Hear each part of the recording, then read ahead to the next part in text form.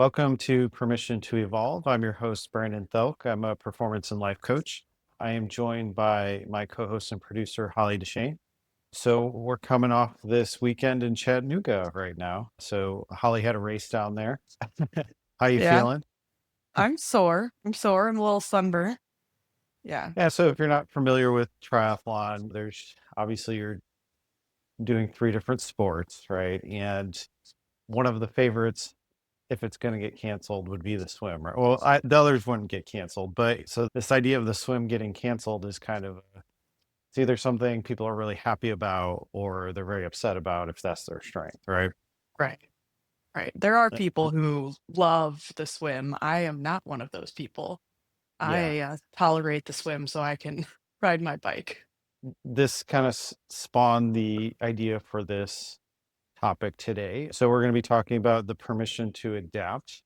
And so this is really being flexible in the face of change. Many people had put a lot of preparation in this race, and so you're kind of counting on it being one way, and then the last second things like shift gears on you. And so if you're a very logical thinker, that can be very tough to have the flexibility to be like, oh, I'm just going to roll with this. Because if there's a lot of planning and prep work that's gone into something, that can be a little bit nerve wracking. It can be anxiety inducing. And yeah, so while I was down there in Chattanooga, I actually had the opportunity to do some of that work with one of Holly's teammates. It's just kind of it's a bit of an acceptance of, okay, this is what's happened. I have to move with it now. And if we're too attached to something, that can really get us into trouble because now we're not really being present with the situation. So this need for being adaptable and flexible, it really applies to everything in life. I think this is one of the most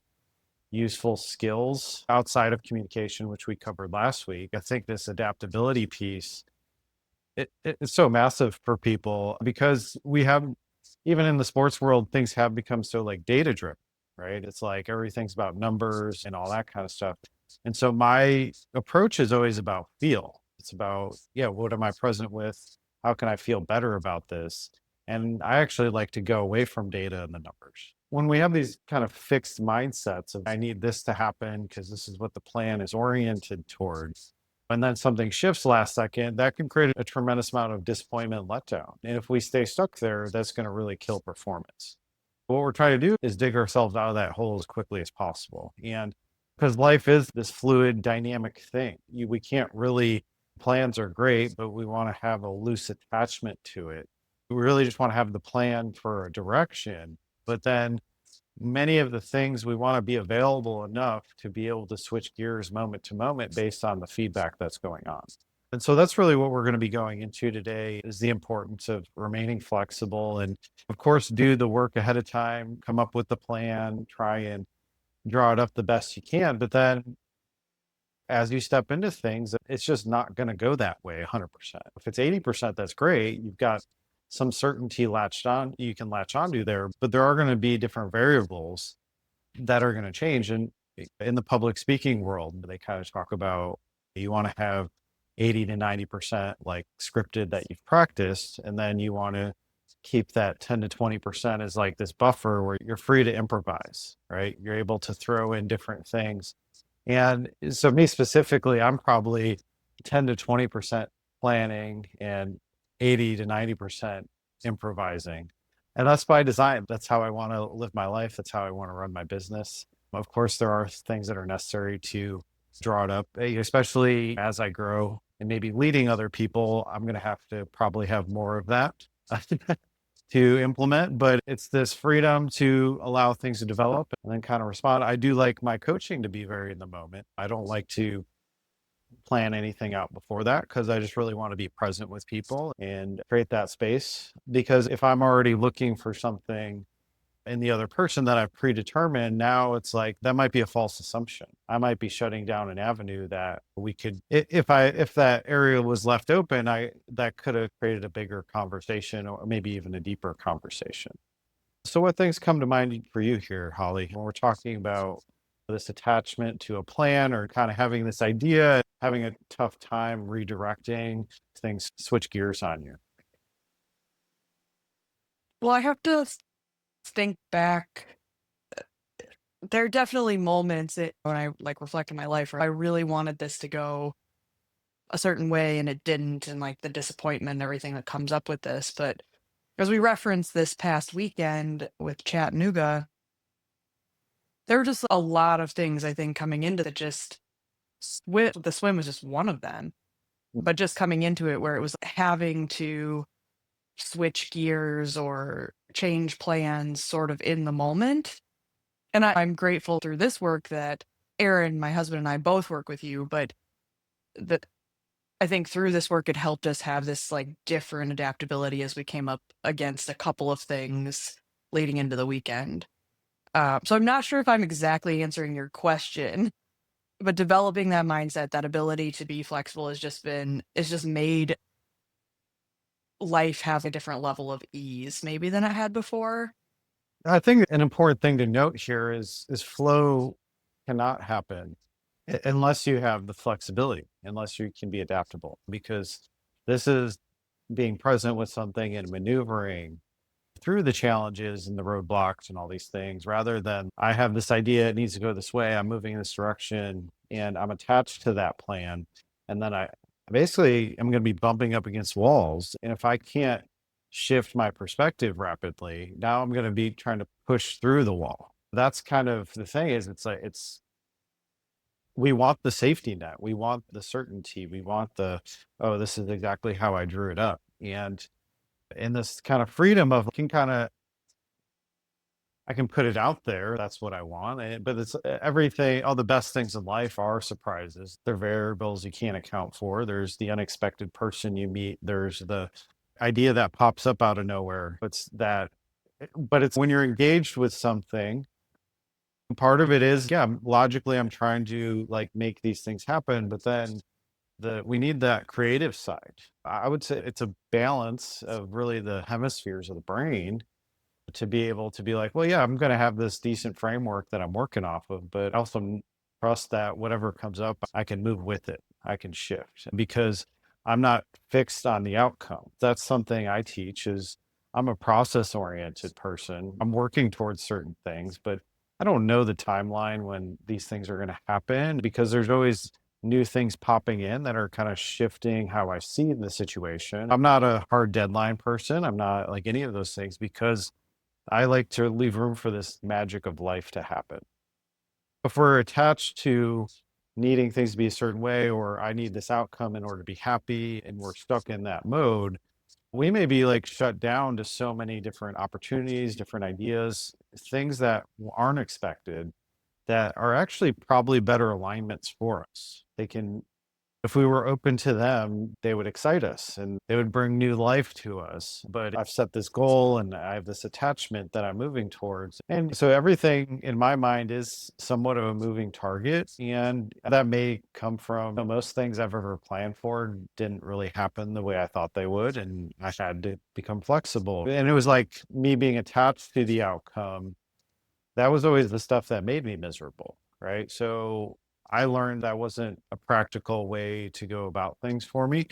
I could probably be a little more structured than I am, and I think that would be helpful. But it's also, like I said, I think all these things are a balance. And anytime you're too polarized, just like all the things we talk about. So if I'm too much in the planning and the concrete stuff, now I'm missing out on the creative side. And if I'm too there, I could be too much in the creative. I can be floaty and I can be tough to pin down. So now it's what's the if you're going to build something, you kind of need both. So it's this always bringing things together to produce the best outcome, and that outcome might be different than we thought it would be.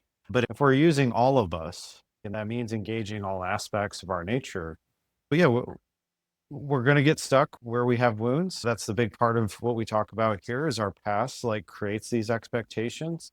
It creates needing things to be a certain way. It creates a dependency on an outcome in order for me to feel happy. My teaching is, hey, that's great, but let's work on these other aspects where you can be okay without all that stuff, right? Because that's what returns your power back to you is when you really trust that you can figure out anything, that you just have to take the steps. You don't have to have all the information, and you just know that the picture is going to kind of come into view as you take steps forward. It's adopting this rhythm to be able to function without certainty. And entrepreneurship is definitely one of those things where that's very much part of it. And I think the best situations is, yeah, where you have that kind of the visionary type person that's like creating things in their mind and moving towards it. And then you have people around them that can kind of ground it, right? And add some more structure to it. I think that's usually the best case scenario, but we need all aspects. And so if we're too far in one, there's going to be things happening that probably aren't as good as they could be, or they may be causing tension, anxiety. The logical thinker generally does need that certainty. They need the planning, they need all the boxes to check, they need all that stuff in order to feel safe to move forward. And that safety, that's generally going to be a product of your upbringing, like how things were growing up. This is what I need in order to feel safe to move forward. Those are those coping mechanisms that we talk about. And so we start to bring in more of this creative flow when we heal. That's where the flexibility really starts to come from, is I'm no longer needing to protect myself from all these things from my past anymore. Yeah. As you were going through some of that, I was thinking about, I can think about myself in the past. I can think about folks that I know, since we kind of kicked this off with like the triathlon space, particularly in that space. And maybe a good example of where particularly triathletes can lose flexibility is in a training plan. Yeah. Hmm. Can't deviate from Hmm. whatever it is in training peaks, even by a couple of minutes or something like that. If the run says 75 minutes, they're going to run the whole time because that's what it says, and there's not any room for it to be a little different or things like that. So I did think of that example as you were talking about, just as a way for people to think about life, how you could get stuck in something and lose the flexibility there. Well, yeah, it's Yeah. ultimately a lack of self trust, right? So there's this like authority, which would be a coach.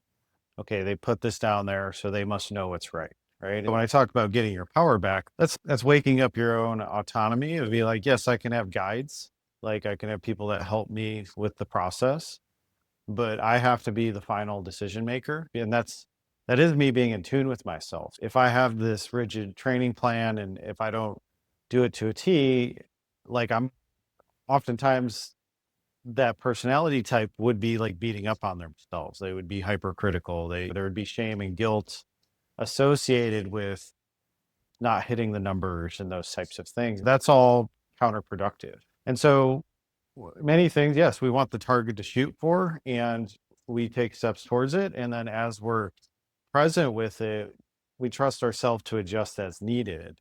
And that's where we also put ourselves in check because we if we leave it open, it could be like, oh, well, I'm just going to kind of make an excuse for everything on why I'm not going to do this. We can get lost in that too. We need the accountability, but then the best coach would be a coach you can have a conversation with, and then they would help you adjust things based on how you're feeling, right? Yeah, if you're sick or if you have like a bunch of personal stuff going on, those extra stresses are going to be eating away at your energy. If everything was great, less you may be able to execute on that predetermined like workout. Okay. But if there's all these other factors in play, yeah, let's say there's a ton going on at work. Let's say other things are eating up a lot of your time and energy. We're not going to have the same capacity. And so that's where the adjustment comes in. It's really just being in tune with yourself. Okay. Yeah, I would love to do this, but honestly, if I do it, it might actually be detrimental, right? Because now I'm going to be running into a deficit. And so that's the part I like to teach is like being really in tune with yourself. That is, I'm always going to want to be pushing my limits, but also it's an understanding of there's kind of the sprint and then there's the rest. We all have these periods of recovery.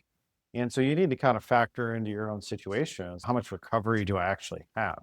And many people often they're carrying around all these traumas and all this negative stuff from their past. And so all that stuff is engaged on a certain level where they're not sleeping well. Their mind doesn't shut off. They have high anxiety. So they're in this protection mode all the time. Those are all different factors that come into play when we're talking about managing your energy, right? So it's just the plan is it's okay, these are guidelines, right? And they're being given to us by a guide, not an authority. And I think Yeah. that's an important distinction is especially when you're an adult, it does the personal responsibility piece is I'm not putting it on somebody else to make all my decisions for me. I'm taking ownership of my decisions and it's a partnership with the coach. We're talking through things and we're coming to compromises or agreements that work given my circumstances. And depending on the level of support you have, you might not be able to have those ongoing conversations, but that's why that kind of furthers the point of, yeah, let's take more and more responsibility so that I can trust myself to make the adjustments as needed, given the guidelines as they're delivered to me. That's kind of the ideal version, I think, for most people. This helps me frame up my mindset about what I need to get done. But I also I know I understand what's going on in my life too. And so that factors into the equation is what would be the best adjustments to make based on my circumstances. If we could talk a little bit about the example, right, that sort of inspired this podcast, and we've touched on it a little bit, but the swim being canceled, and I just think it would be cool to talk through the example that's more specific to the teammate of Hmm. mine that got the chance to kinda talk through that with you, because ultimately she had an amazing race, right? Qualified Hmm. to go to the World Championships in Spain later this year.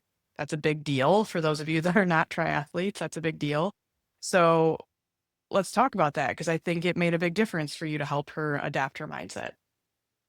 Yeah, it was the day before it came to my awareness that she was struggling with this. And we had a conversation. It's really about this attachment to, she prefers to swim, right? It's She one of her does. strengths. And so it's more of, it's, she was viewing it as a negative thing that this was going to ruin her chances of getting the bid to Spain because the bike and the run aren't as strong for her, right? And so on a surface level, we could be like, okay, yeah, that's fair.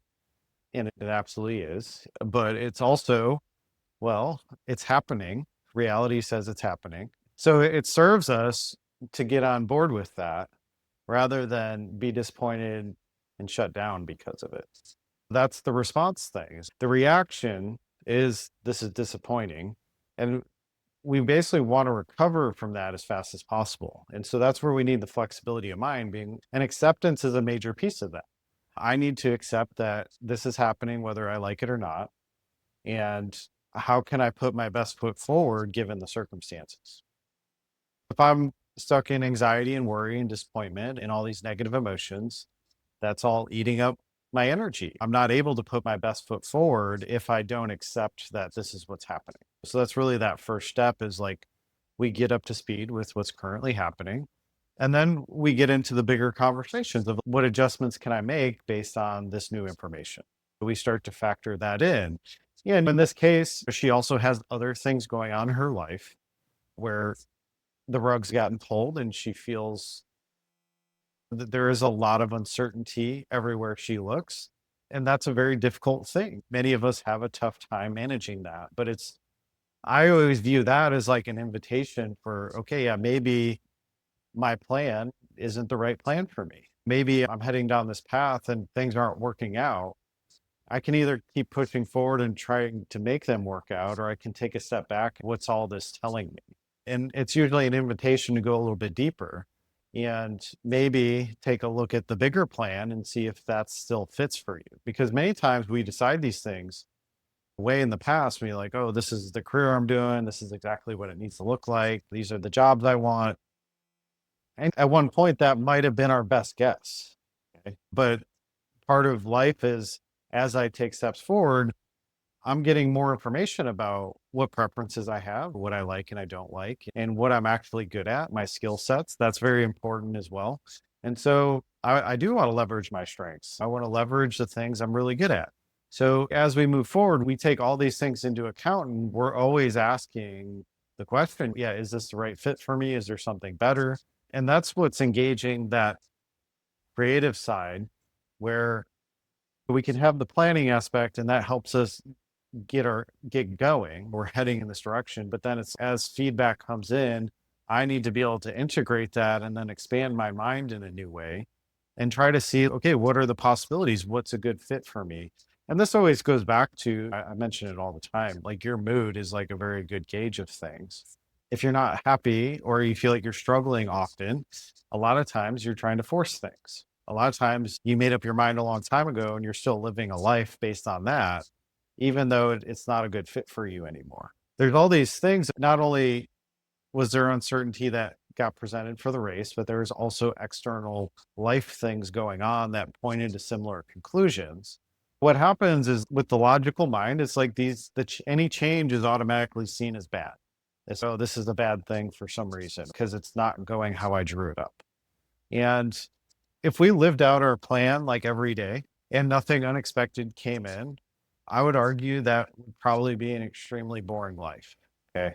That would be, yeah, everything's predictable. I know what's going on. There's nothing to challenge me in new ways, that kind of thing. So it is that attachment to the plan, to these predetermined ideas, to oh, this is all the work I've put into something. If it doesn't happen the way I thought it would, now all the work was for nothing, like it was a waste. And so what I do here is we make the adjustments to how do we implement some adaptability, flexibility into the mind. It's if you're automatically considering something as a bad thing, okay, that's going to be your experience. But what if we look at it with curiosity? What if we look at it with like, oh, this is an opportunity for me to grow in a new way?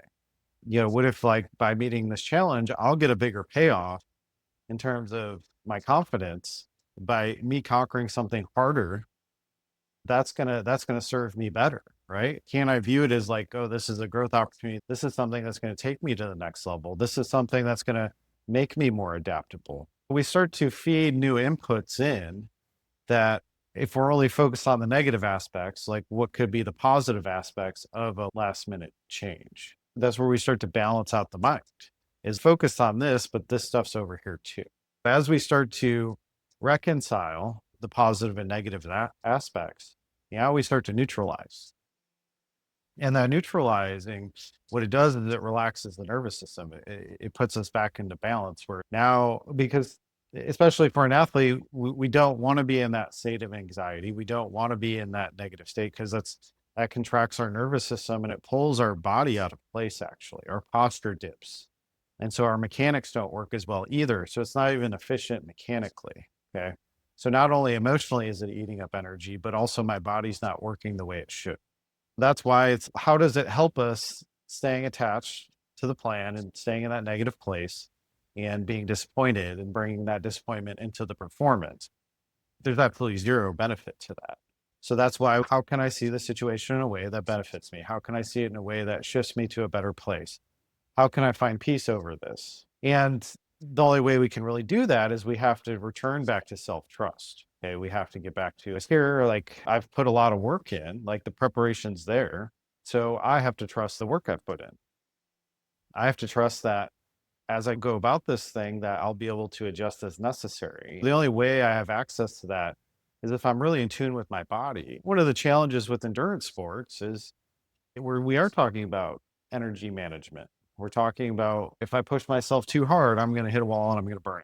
So it's a back and forth. And so I need to really be present with that of maybe there's certain opportunities in the race where maybe I do need to push a little harder to seize the moment, but I'm not going to stay in the pushing my limits like for too long. I'm going to adjust.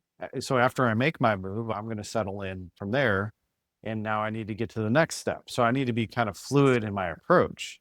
But that's really this. I need to trust myself to be able to make the moves as I need them. And I need to be in tune with my instincts and intuition. And so I don't have access to any of that if I'm disappointed about something that's happened in the past. If I'm stuck somewhere, if I feel like I got robbed, or if I feel like that this situation is working against me, all those things will only serve a negative performance. Okay.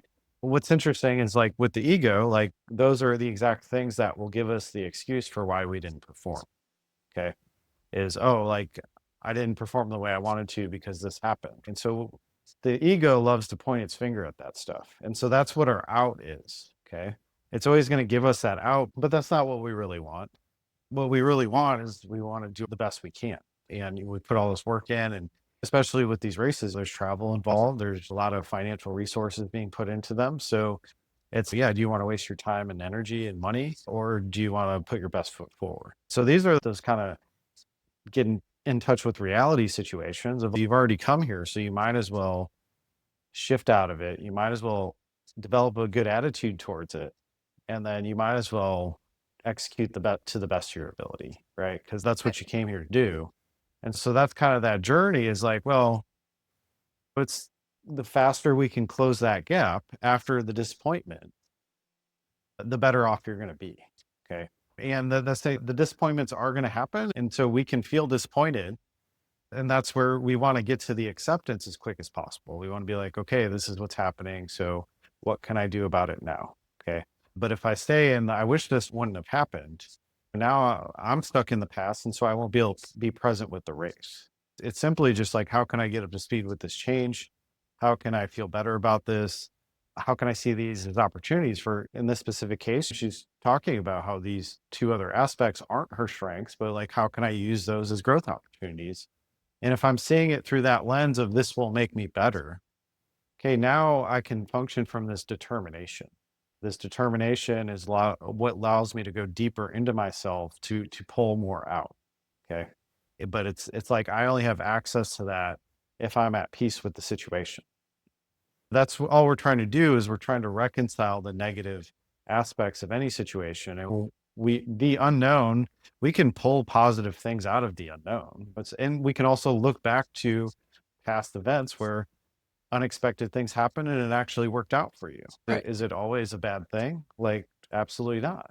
But it's like we need to remind ourselves of those things when the rug gets pulled, when the things shift gears on us. It's this detachment from needing things to be a certain way, and we want to align with like, well, I'm on this journey, I'm taking new steps, and I actually need uncertainty to grow from because that's going to give me feedback. And so we're really trying to adopt this positive mindset in relationship to the unknown and the relationship to the unexpected. And so that's what leads us down the path, right? Because if I meet this challenge and I conquer it, which in this case she did, that's gonna be a much bigger boost than, oh, like, everything went to plan and I got my bid just as normal. That's gonna feel good temporarily, but this, "Oh, I pulled more out of myself. I did something I didn't think I would do." And that creates, like, an even bigger spike, right? And then that also creates data for the future of me relating to the unknown of, "Oh, yeah, I remember when this happened and I wasn't expecting it, and it actually worked out better than I could have imagined." Right? Yeah. Yeah. It was so good and very exciting for her. So that's awesome. So we've given this like very specific example, which I think is great. This this same idea of adaptability like applies to everything that we're going through day to day. It could be, I mean, it was only like a month ago you and I talked through one where I had to shorten the trip to come and work with you by a day because some stuff came up. So there's like an example there of like I had this plan and it didn't work out exactly how I originally intended. So there's a different real life example Mhm. related to then, okay, well we pivoted and we got it done in a shorter amount of time. But I'm just wondering how to pull some more like real life examples into this idea of adaptability and how, you know, I mentioned at the beginning how it creates like for me anyway, and I don't know, maybe different clients see it differently, but for me, it creates a sense of ease in the situation. Well, that's not what I planned, but we're gonna figure it out. Well, first off, one of the reasons we love sports is because of the excitement, because of the unpredictability of it. There's like clues here, right? Our nature is this expansion. It's like this willingness to step into the unknown. So, that was the thing. So if the best team always won or if the best person always won, that would get boring, right? After a while. Right. Yeah. So it plays on this adventure. And that's the thing. It's like so many, I'm not a fan of systems. I'm not a fan of like, oh, you just check all these boxes, you do all like, because That's a very like monotonous life, right? And while those things are necessary and helpful in some capacity, it's just that's not all there is. We could look at relationships of it's like this is what I envision as the perfect person for me, and then you meet that person and you're just like, oh, this isn't it. So it's or even the job of like, oh, I went to law school, I did all these things, and I'm a lawyer, and now like I hate it. There's so many things where it's like things not going to plan. We could say, well, let's say that law school. So I went through all these steps. I invested so much time and energy into this, and then it wasn't what I thought it was. Okay. I can either continue to push forward in that manner and just keep going with it, being like, well, I've already done all this. Or I could take that step back and be like, throughout this process, I've actually developed a lot of different skill sets. And especially with lawyers, you can be confrontational and communication, persuasion, all these things, all these skill sets come with that. The redirection piece would be like, okay, well, is there a better form of this? Is there a different avenue I could take this down that would better suit me? Or am I just going to continue to push down this road because that's what I said I was going to do? It's this, the flexibility is like, I believe we're all this ongoing process, right? Of continued expansion. But then, yeah, when we're stuck in situations we don't like or we don't prefer, that's all information for us too. Being like, okay, I got off track here. I I find myself in something I don't like. How can I take a step back and unpack this thing and detach from it and then redirect into something? It's not like you're going to be starting fresh from anything, right? It's like you have your whole personal history you're bringing with you into everything. So, what skill sets do I have? What can I bring to the table that are valuable for this next chapter, right? So, how can I transition to something that's more aligned with me now? Very rarely is that just going to be like, I plug myself into a system and I'm just happy, right? Because that's like they're frameworks that, okay, most people can logically wrap their mind around, and you can plug yourself into it and be like, okay, well, I can see how this is necessary or this is valuable in terms of a job. Okay. But oftentimes that doesn't check the other box, right? It doesn't check the this is fulfilling or I feel like there's purpose here or all those things. That's what this other side is. It wasn't a waste of time. Like I had to get here to know I wanted something different, but most people get there and then they just stay there. Okay. And so this what's the different thing that takes a deeper level of thought. That takes you being really connected with yourself.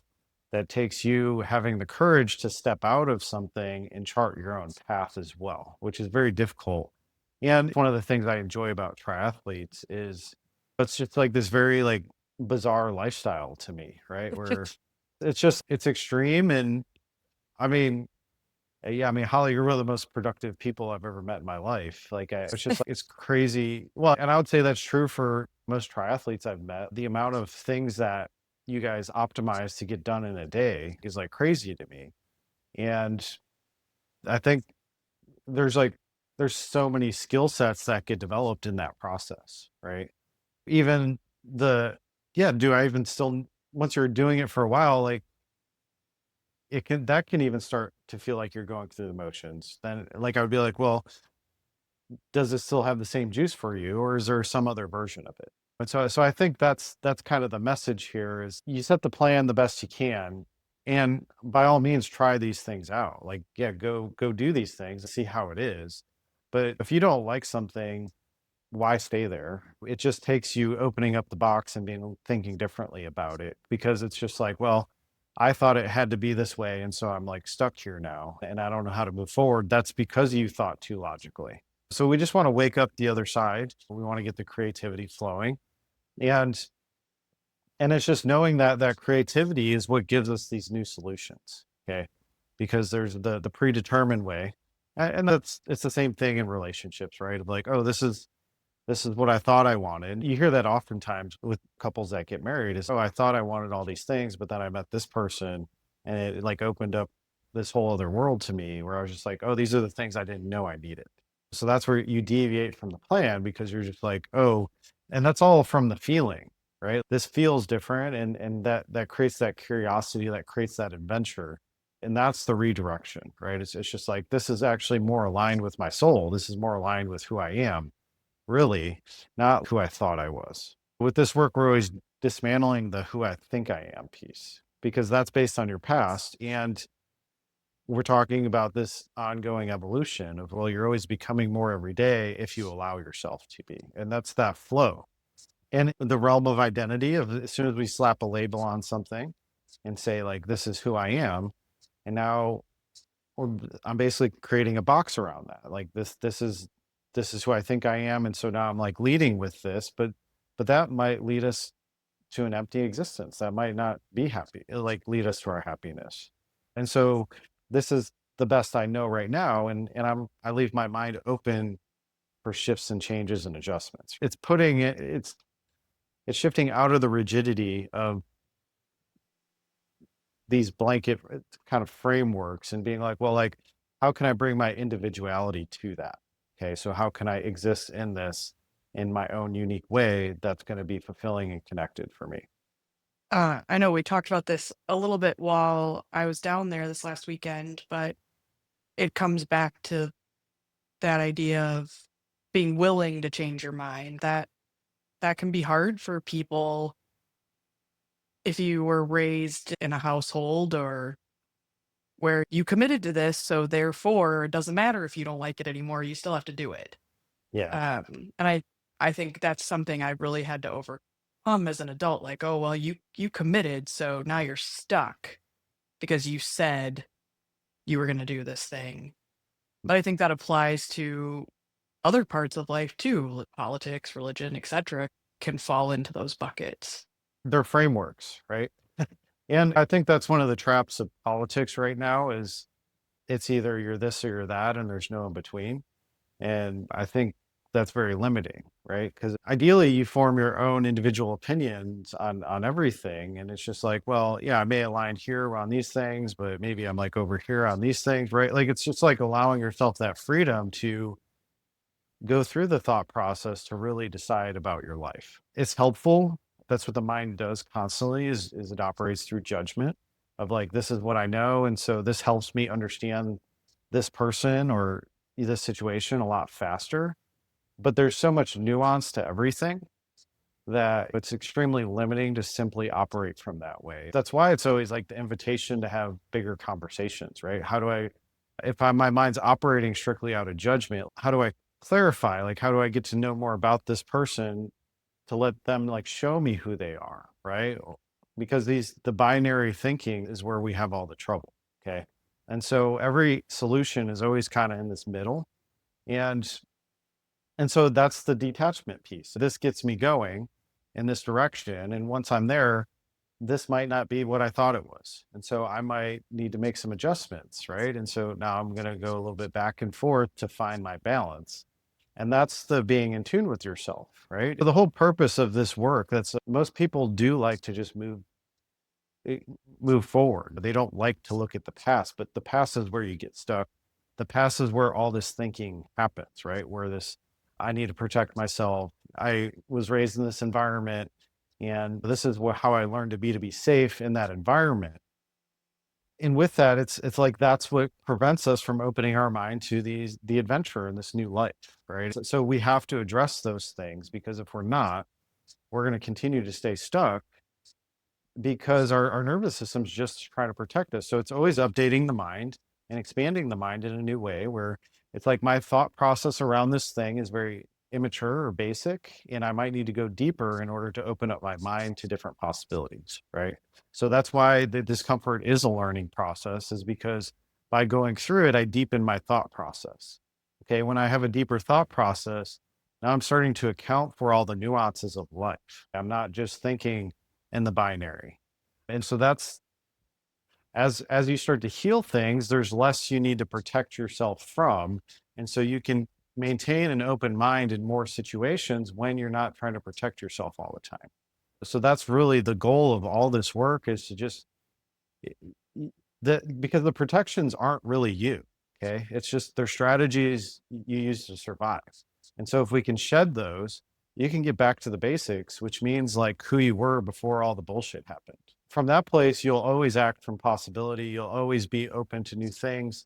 You're not going to be shut down. You're not going to be strategizing this small life if you don't feel like you need to protect yourself from things. So that's why we need the adaptability, is to consider like, okay, I might be very rigid in this area, why am I so rigid? I'm only rigid because something happened to me. That's how we work that puzzle is like, I notice, yeah, maybe I'm very judgmental in this area. Maybe I'm very shut down around this. Maybe I don't, I have a lot of anxiety when it approaches this topic. So that's an invitation. What am I holding on to that makes me believe those things? What am I protecting myself from? Why do I feel like this is the way I need to be to survive? And because those are the things that are going to make you miserable, right? Is if I hold on to that stuff and shut down my life, that's why I'm not going to be happy, is because of that. Okay. But if I have a limiting belief around something, my mind is like motivated to make that true. Okay. So the way I'm processing information is simply just to validate that. Okay. It's to validate what I've already experienced.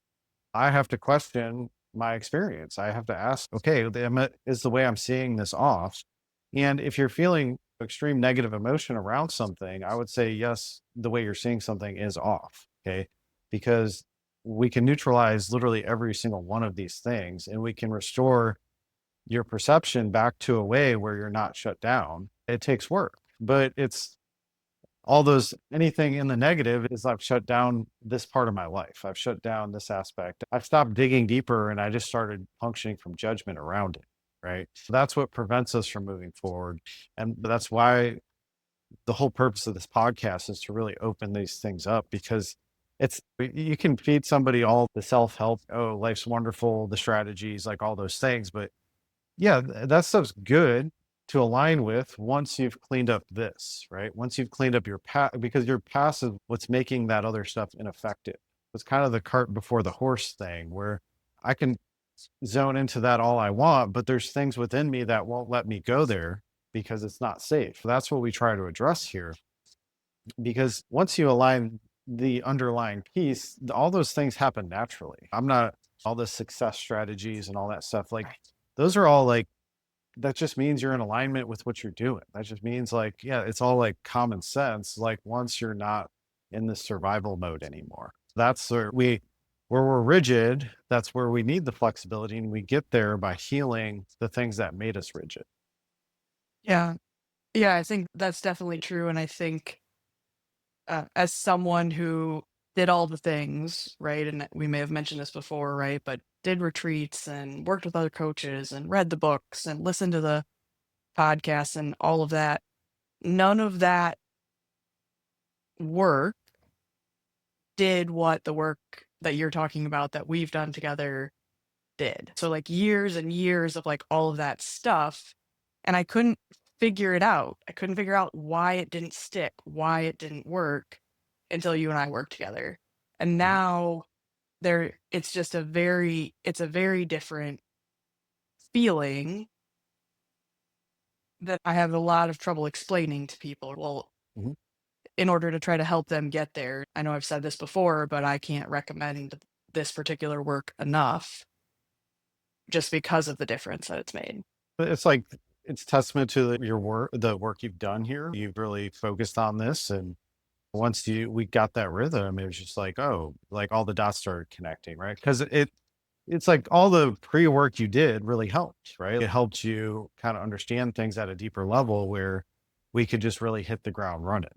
This work is it's really an unlearning. It's freeing up your energy for your future, not being stuck in the past. So that's the thing. So those things you will intuitively do all the things that work once you're aligned, once you're at peace inside, once you've kind of healed these things that are holding you back. And because it doesn't have to be a struggle. Like if you're struggling with something, that's a clue for you to go deeper and to heal something, really. And so with so many of these things, it's like we want the easy road, but the easy road is actually the inward road. So it's like you go inside, you make the adjustment, and now when you go to take the step, it's 10 times easier. And so the biggest thing here in order to describe the effects of it is it's always going to be like the things that I thought were really hard before are now easy, right? Yeah. Because we cleared out the resistance, right? It's like you were just resistance. You every time you went to go do it, there was a bunch of resistance there that was trying to protect you. It's and then there's also, oh, I can take steps that used to terrify me before. That's like another one, right? Because it's like, yeah, they're terrifying because of things that have happened in your past that probably were actually terrifying. And but it's like Usually that's not the same case as today. And so that's why we got to reassess what we're holding on to, because that's really the stuff that makes people get stuck and settle and really kind of lose the magic in life. Our natural state is this flow. Our natural state is this acceptance of like, I don't need to have it all figured out. I trust that I can take the steps and figure it out. But the strategizing and the planning that comes from like, oh, I'm scared to take this step because of something that happened back here. My nervous system's reminding me of that, and it's actually locking down on me so that it makes it harder to take the step. Okay. So we simply just address the thing in the past and we come to peace with it. And it's always going to be, I need to be able to see that situation in a different way that benefits me. And a common one we always do is the pain and the suffering you went through, it wasn't for nothing. Like you've actually gained a lot from that, right? Like you adopted a certain way of being that gave you skills that are valuable today. So it developed you in a way that you wouldn't have been developed any other way than going through the struggles and the suffering and the pain, right? And so the pain is our teacher, and it sucks, but it's like it is kind of a beautiful system too. If you work with somebody long enough, you can kind of see all the dots in their life start to connect, like when they start to let go of these things. I'm like, oh, you actually needed those terrible things because that's what's made this like kind of beautiful future for you. So the rigidity, it's, oh, I don't trust this, and I don't trust this because I've been hurt by it. And so if we stay there, that shuts everything down, decreases our performance. We don't have new possibilities coming in. We stay stuck. And so it's like, how can I open this up? How can I see it differently? How can I feel better about it? And so we have to start to see the gifts and the blessings that come from it. But then on top of that, I have to also see that, well, if I'm focused on the pain and I'm not seeing any other way, I could have something right next to my face and I'm like an opportunity that could change my life and I won't know it's there, right? Because I'm fixated on the thing that makes me feel bad. So that's going to get the priority. Our priority is survival, it's to keep us safe. And so if that's what I'm giving my attention to, I'm just going to continually validate my past experience over and over again. And that's why I'm going to get the same results. I think this one today has been really good. It's another topic I really appreciate. I'm sure we're going to come back to. But how do you want to sum this up or kind of put a bow on our conversation? I'm a big kind of surrender person. I think it's about being humble. I think it's just like if you think your like plan is like the plan, I think that's like an ego thing. I believe there's a bigger picture at play. I believe we're always being guided towards it. But we can interrupt that. We can derail that through stubbornness. If I'm not available to the moment, if I'm not listening to what's really going on, if I need to have my way and I'm just going to continue to commit to that and fight through even if it makes me struggle every day, that's where we start to stand in our own way. There's a version of us that's in tune with this, the flow, and then there's a version of us that is the ego base of I need the outcome, I need things to work out this way because it's just simply a memory of our past. Okay. And so I just really want to keep that simple. Your ego is the product of everything that's happened to you. And if you want different results, like you can't buy into that stuff. Okay. You have to learn to detach from it. You have to let it go because it's really just going to keep operating in patterns and it's going to create the same situation over and over again a million different ways. Okay. And so that's why we got to question it. We got to look differently at it. And we got to open up our mind to this other plan. Okay. This plan that's pushing us in a new direction. And we're in tune with it because it's going to feel better, right? It's going to excite us. It's going to open up our mind to ideas. That's a good sense that your mind is open is if you're getting creative, right? If you're starting to tap into different thinking, those are clues that you're on the right track. And different thinking in terms of you're thinking more positive thoughts or more expansive thoughts or bigger picture stuff, right? So much in life is very difficult because the time frames. It's like we don't know when the next thing's going to pop through. We don't know when it's all going to come together.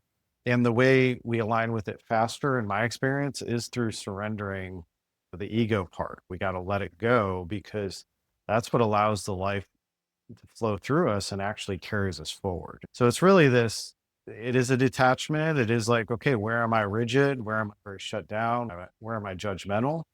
And that's going to be where the pain is. How can I move through this? How can I let it go?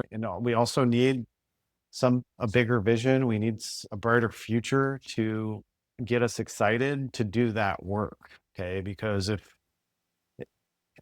we don't have anything we're shooting for, odds are is we're just going to try and be comfortable. Okay. And so comfortable means like, I don't want anybody to question me. I'm just going to go through the motions. I'm going to do all the normal things. And then if somebody does come in and shake me up, I'm going to be upset at that person, or I'm going to blame them, or they triggered me, or they're a bad person. That's where we start to operate from, because we don't have that healthy relationship with discomfort. Okay. So discomfort is a sign that we've bumped up against the ego.